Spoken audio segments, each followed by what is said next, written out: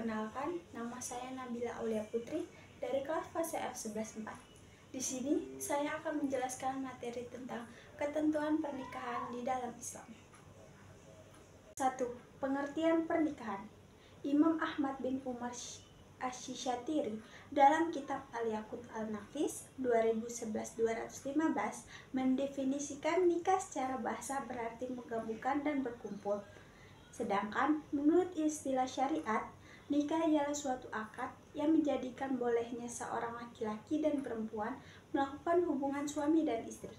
Sedangkan dalam Undang-Undang Nomor 1 Tahun 1974 menjelaskan bahwa pernikahan adalah ikatan lahir batin antara seorang pria dan seorang wanita sebagai suami istri dengan tujuan membentuk keluarga atau rumah tangga yang bahagia dan kekal berdasarkan ketuhanan yang Maha Esa. Dengan kata lain, pernikahan adalah ikatan lahir batin antara seorang laki-laki dan perempuan untuk hidup bersama dalam suatu rumah tangga melalui akad yang dilakukan menurut aturan hukum syariat Islam yang mengakibatkan timbulnya hak dan kewajiban di antara masing-masing pihak. 2. Dalil nakli pernikahan. Adapun dalil nakli tentang pernikahan dalam Quran Surah Al-Rum 30:21 yang artinya, dan di antara tanda-tanda kekuasaannya ialah Dia menciptakan untukmu istri-istri dari jenismu sendiri, supaya kamu cenderung dan merasa tentram kepadanya, dan dijadikannya di antaramu rasa kasih dan sayang. Sesungguhnya pada yang demikian itu benar-benar terdapat tanda-tanda bagi kaum yang berfikir. Quran Surah Al-Rum 30 ayat 21. 3. Tujuan pernikahan. Seseorang harus memiliki tujuan yang baik ketika akan melakukan pernikahan, karena tujuan inilah yang akan mengaruhi kehidupan setelah menikah. Tujuan menikah yang baik ialah sebagai berikut. 1. Untuk memperoleh kebahagiaan dan ketenangan hidup atau sakinah. Ketentraman dan kebahagiaan adalah idaman setiap orang. Menikah merupakan salah satu cara supaya hidup menjadi bahagia dan tentram. Yang kedua, untuk membina rasa cinta dan kasih sayang. Menikah merupakan salah satu cara untuk membina kasih sayang antara suami, istri, dan anak. Yang ketiga, untuk memenuhi kebutuhan biologis yang sah dan diridhoi Allah Subhanahu wa Ta'ala. Yang keempat, melaksanakan perintah Allah Subhanahu wa Ta'ala dan Rasul-Nya. Dan yang kelima, untuk memperoleh keturunan yang sah. 4. Hukum pernikahan. Hukum asal melaksanakan pernikahan adalah mubah atau boleh. Hukum ini dapat berubah disebabkan pada keadaan tertentu. Berikut penjelasan ringkas terkait hukum menikah. 1. Sunnah. Hukum sunnah menikah ditujukan untuk orang yang sudah mampu dari segi lahir dan batin untuk menikah, namun masih sanggup mengendalikan dirinya dari godaan yang menjurus kepada perzinahan. Yang kedua, wajib. Hukum wajib menikah ditujukan untuk orang yang telah mampu menikah, mampu dari segi lahir maupun batin. Sedangkan apabila seseorang terdapat tidak menikah, ia khawatir akan terjerumus ke dalam perzinahan. Yang ketiga, mubah, artinya dibolehkan. Seseorang dihukumi mubah untuk menikah apabila faktor-faktor yang mengharuskan maupun menghalangi terlaksananya pernikahan tidak ada pada diri seseorang tersebut. 4. Makruh. Hukum nikah menjadi makruh apabila orang yang akan melakukan pernikahan telah memiliki keinginan atau hasrat tetapi ia hanya memiliki bekal untuk biaya pernikahan, namun belum mempunyai bekal untuk memberikan nafkah. Yang kelima, haram. Hukum menikah menjadi haram bagi orang yang akan melakukan pernikahan tetapi ia mempunyai niat yang buruk, seperti niat menyakiti perempuan atau niat buruk lainnya. Hukum menikah juga haram apabila seseorang yang hendak menikah namun tidak memiliki biaya untuk melaksanakan perkawinan dan dipastikan tidak mampu memberi nafkah dan hak-hak istri serta keluarganya. 5. Memilih pasangan dalam pernikahan. Nabi Muhammad SAW memberikan tuntunan dalam memilih pasangan dalam pernikahan, yaitu dengan mempertimbangkan karena 1. hartanya. Yang kedua, keturunannya. Yang ketiga, kecantikan atau ketampanannya. Yang keempat, agamanya. Hal ini sesuai dengan hadis Nabi Muhammad SAW yang termaksud dalam kitab Al-Jami' Al-Sahih juz 3 nomor 5090, yaitu yang artinya dari Abu Hurairah radhiyallahu anhu dari Muhammad SAW. Beliau bersabda, wanita dinikahi karena 4 hal: karena hartanya, karena keturunannya, karena kecantikannya, dan karena agamanya. Maka pilihlah karena agamanya, niscaya kamu akan beruntung. Hadis riwayat Al-Bukhari. Dalam hadis tersebut memberikan bimbingan dalam memilih pasangan, mempertimbangkan 4 hal. Hanya saja di akhir hadis tersebut disebutkan, pilihlah karena agamanya, niscaya kamu akan beruntung. Ini adalah tuntunan Nabi Muhammad SAW agar dari keempat pertimbangan tersebut agar memilih karena agamanya. Mengapa memilih agama? Karena dengan agama kebahagiaan yang sejati akan dapat terwujud. Salah satunya ketika agamanya kuat, maka pasangan suami atau istri akan taat kepada Allah dan dapat memelihara dirinya. Dalam Quran Surah An-Nisa 44:34 dijelaskan, yang artinya, sebab itu maka wanita yang solehah ialah yang taat kepada Allah, lagi memelihara diri ketika suaminya tidak ada, oleh karena Allah telah memelihara mereka. Quran Surah Al-Nisa 4:34. Selain itu, untuk wanita solehah merupakan sebaik-baiknya perhiasan dunia bagi suaminya. Hal ini dijelaskan dalam kitab Sahih Muslim nomor 1467. Nabi Muhammad SAW bersabda, yang artinya dari Abdullah bin Amr bahwasanya Rasulullah SAW bersabda, dunia adalah perhiasan dan sebaik-baik perhiasan adalah wanita solehah. Hadis riwayat Muslim. 6. Ketentuan pernikahan. A. Rukun pernikahan dan syarat pernikahan. Rukun ialah hal yang harus ada ketika pelaksanaan suatu perbuatan, sedangkan syarat dalam fikih merupakan hal yang harus terpenuhi sebelum melakukan sesuatu perbuatan tertentu.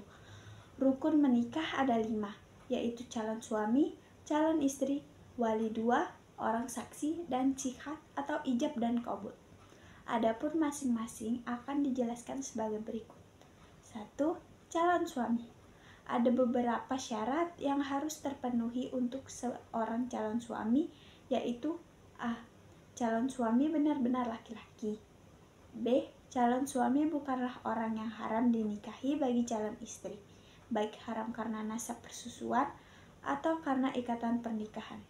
C. Tidak terpaksa, tidak sah menikah tanpa ada kehendak sendiri. D. Calon suami diketahui jelas identitasnya, sudah diketahui nama serta orangnya. E. Tidak sedang melakukan ihram. 2. Calon istri. Ada beberapa syarat yang harus dipenuhi untuk calon istri, yaitu A. Benar-benar perempuan. B. Bukan wanita yang haram dinikahi, baik karena nasab, persusuan, atau karena ikatan pernikahan. C. Jelas identitasnya, sudah diketahui nama serta yang mana orangnya oleh calon suami. D. Tidak sedang melakukan ihram atau dalam masa iddah. Yang ketiga, wali. Syarat menjadi wali pernikahan ialah sebagai berikut. A. Islam. B. Baligh atau sudah dewasa, tidak sah anak kecil menjadi wali nikah. C. Berakal sehat. D. Merdeka, bukan seorang budak. Dan E. Laki-laki, tidak sah wali dari perempuan. F. Adil, bukan orang fasik. G. Urutan wali adalah bapak, kakek, saudara laki-laki sekandung, saudara laki-laki sebapak, saudara laki-laki seibu, anak laki-laki dari saudara seayah, anak laki-laki dari saudara kandung, anak laki-laki dari saudara seibu, paman, anak laki-laki paman. H. Bagi perempuan yang tidak memiliki wali, misalnya wali sudah meninggal, maka walinya adalah pemimpin di daerah tersebut. Jika di Indonesia, adalah dari pegawai kantor urusan agama atau KUA. Yang keempat, dua orang saksi.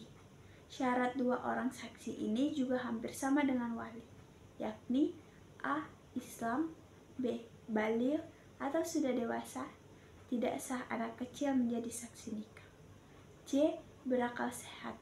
D. Merdeka, bukan seorang budak. E. Laki-laki, tidak sah seorang dari perempuan. F. Adil, bukan orang fasik. 5. Sihat atau ijab dan qabul.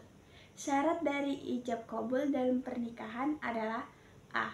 Ijab qabul dilaksanakan dalam keadaan bersambung, artinya antara pelafalan ijab dengan kabul atau permintaan tidak berselang lama. B. Tidak ditambahi dengan keterangan jangka waktu tertentu, misalnya saya terima nikah si Faulana dalam waktu sebulan. C. Lafaz jelas maksudnya dan tidak disangkutkan dengan makna yang lain. Misalnya, saya nikahkan engkau dengan anakku jika engkau tetap menjadi pengusaha. D. Ijab dan kabul menggunakan kalimat nikah, tazwil, atau turunannya yang semakna. Tanda kutip, boleh menggunakan bahasa selain bahasa Arab. B. Orang-orang yang tidak boleh dinikahi.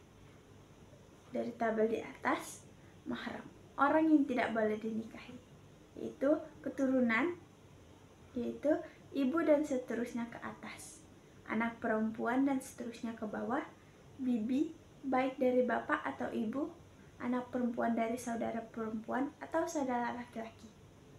Pernikahan, ibu dari istri atau mertua, anak tiri bila ibunya sudah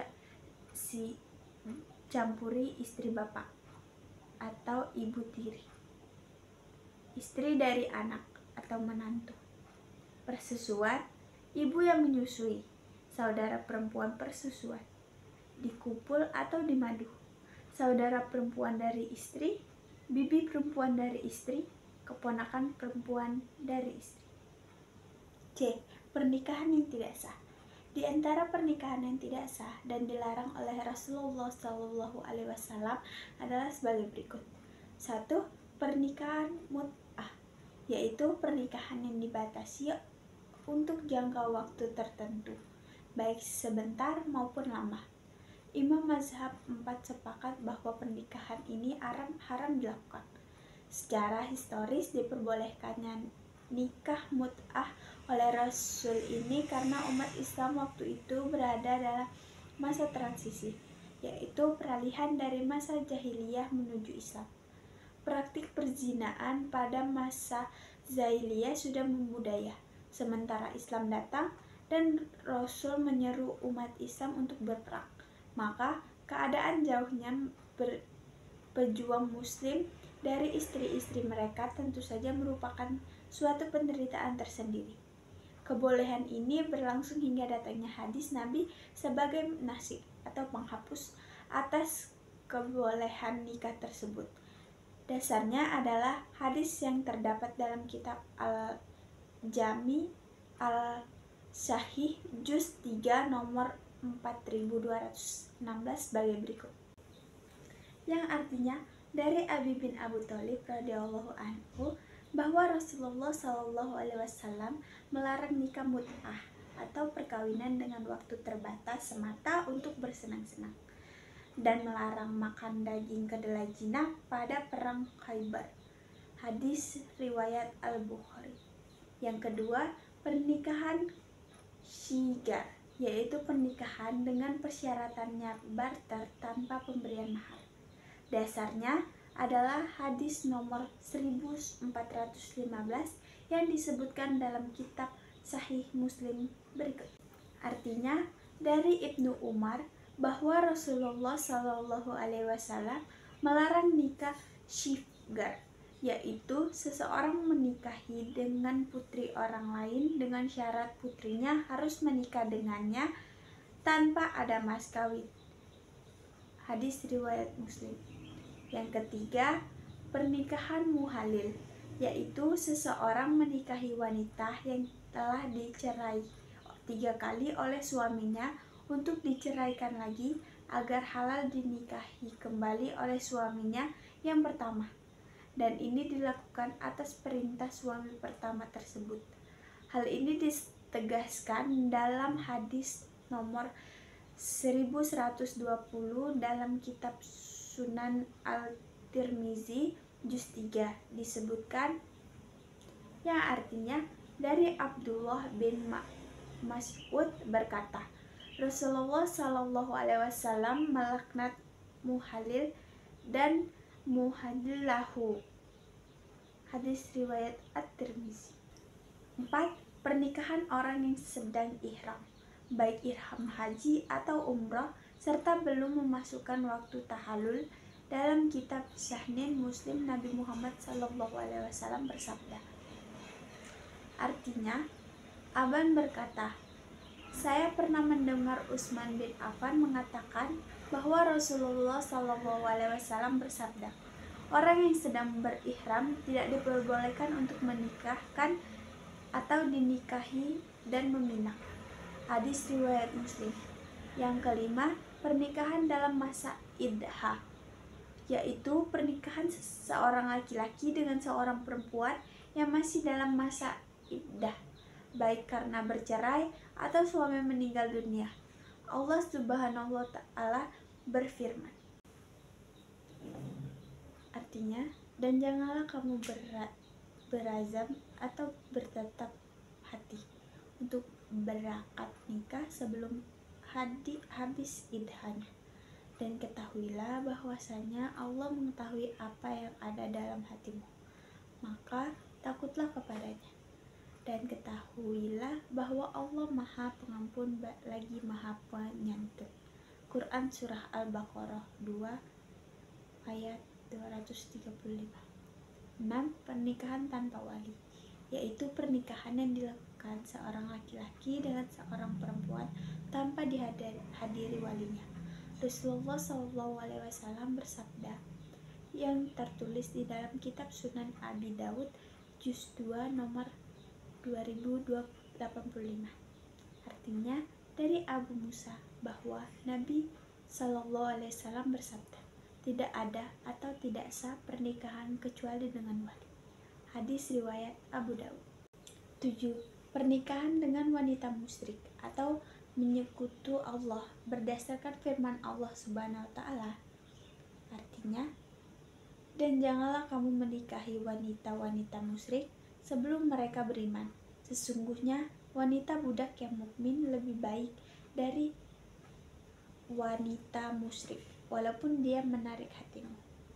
Quran Surah Al-Baqarah 2 ayat 221. 8. Menikahi mahram, baik mahram untuk selamanya, mahram karena pernikahan atau karena persusuan, sebagaimana Rasulullah SAW bersabda.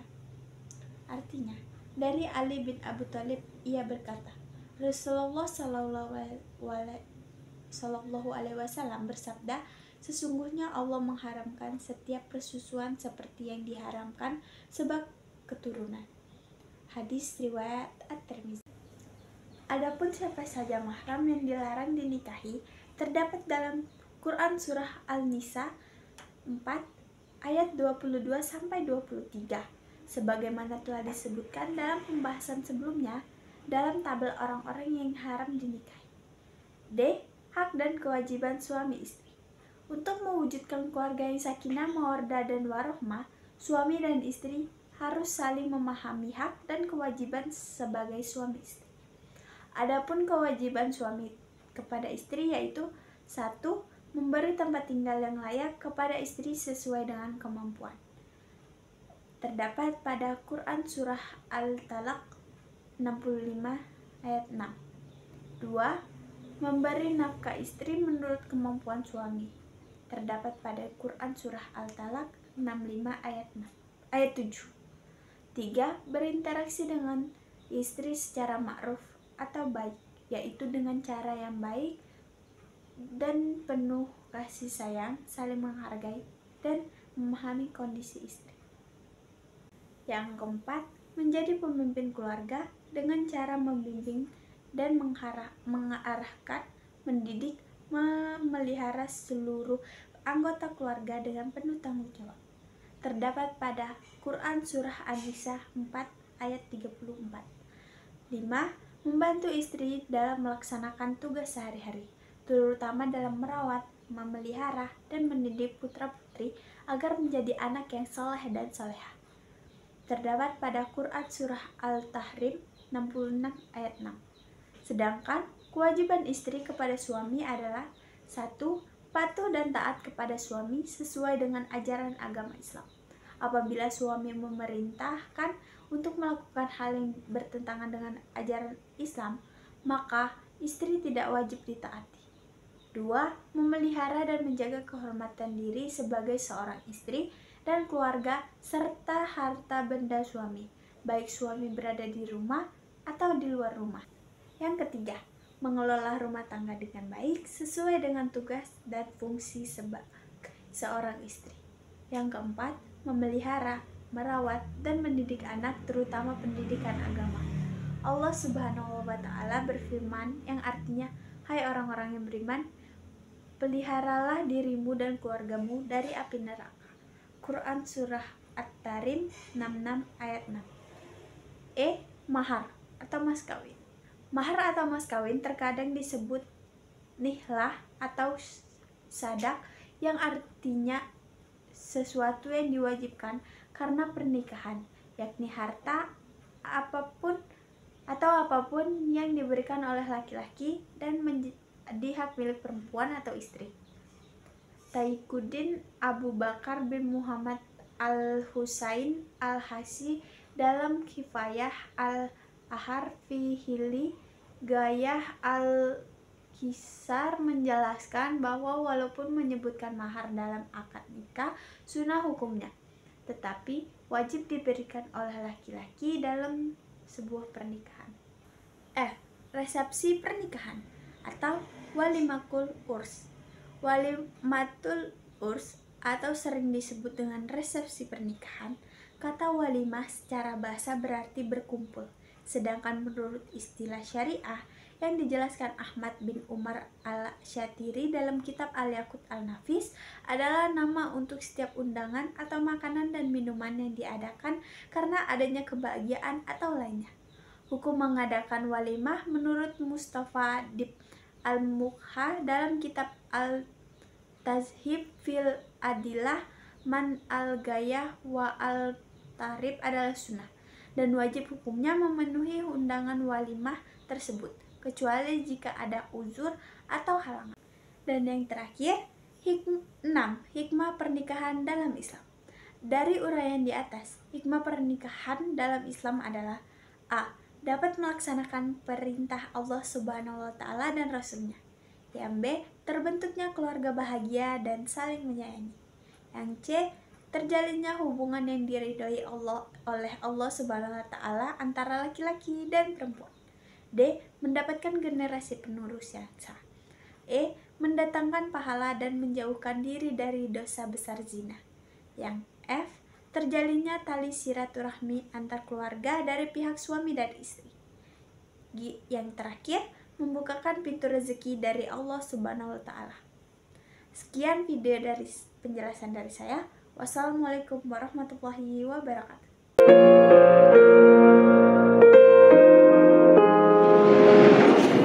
Kalian ngagetin aja. Cie, mentang-mentang mau nikah, ngelamun terus. Apaan sih? Kan aku jadi malu. Bentar. Ini foto siapa? Itu calonku. Kenapa emangnya? Kenapa dia pakai simbol itu di bajunya? Itu lambang agama yang dianutnya. Jadi, calonmu itu non-muslim? Benar, dia non-muslim. Kalau begitu, batalkan saja pernikahannya. Kenapa harus dibatalkan? Benar, karena para wanita muslimah secara syariat dilarang menikah dengan lelaki non-muslim. Tapi kita sudah saling mencintai. Cinta bukan alasan untuk membenarkan sebuah tindakan. Kecuali cintamu bisa membuatnya mentaati aturan tersebut. Maksudnya, Buktikan bahwa kekuatan cintamu mampu menjadikannya orang yang beriman. jadi aku harus mengajak dia masuk Islam dulu. Benar, Tapi bagaimana jika dia tidak bersedia? maka cintamu itu tidak perlu dipertahankan. Mengapa begitu? Karena cinta itu hanya akan membawamu ke neraka. Kok bisa? Ya, jika kamu memaksa menikah, maka pernikahanmu itu tidak sah secara syariat. Maka dalam hubunganmu akan dianggap sebagai perzinaan. Engkau telah berzina dalam hidupmu. Ya. Yang lebih berbahaya lagi, jika kamu tetap memaksa menikah, lalu di kemudian hari kamu kehilangan imanmu demi kekasihmu itu, engkau telah berpaling dari Allah. Ya. Alhamdulillah, jangan sampai itu terjadi. Jadi, apa pilihanmu? Baiklah, lebih baik aku kehilangan cinta daripada aku kehilangan Allah. Aku bisa hidup tanpa cinta, tapi aku pasti tidak bisa hidup tanpa Allah. Dan janganlah kamu nikahkan orang laki-laki musyrik dengan perempuan yang beriman sebelum mereka laki-laki tersebut beriman. Sungguh hamba saya laki-laki yang beriman itu lebih baik daripada laki-laki musyrik, meskipun dia menarik hatimu. Oke teman-teman, terima kasih sudah menonton videonya.